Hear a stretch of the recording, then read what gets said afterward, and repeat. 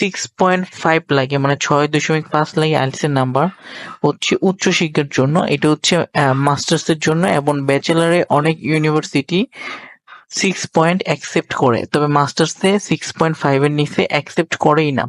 তো tuition fee, যদি tuition ফির কথা বলি, আপনার বেশিরভাগ জার্মানি হচ্ছে বেশিরভাগ ইউনিভার্সিটিতে টিউশন ফি একদম বিনামূল্যে, দু একটা ইউনিভার্সিটিতে আছে, নেই বললেই চলে আর কি। আর কাজের সুযোগের যদি কথা বলি, আপনি জার্মানে খুব বেশি, মানে জার্মানিতে আপনি খুব বেশি কাজের সুযোগ পাবেন অন্য অন্য দেশের তুলনায়।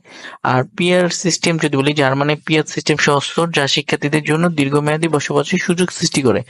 তো আপনি জার্মানিতে মোটামুটি লেখাপড়ার জন্য খুব অল্প বাজেটে, যাদের বাজেট কিনা খুব অল্প হয়, তারা জার্মানিতে অ্যাপ্লাই করতে পারেন। খুব ইজি প্রসেস, আইএলটিএস এর মার্কও খুব কম তারা করে, এবং টিউশন ফি একদম বিনামূল্যে, কোনো টিউশন ফি নেই দু একটি ইউনিভার্সিটি ছাড়া।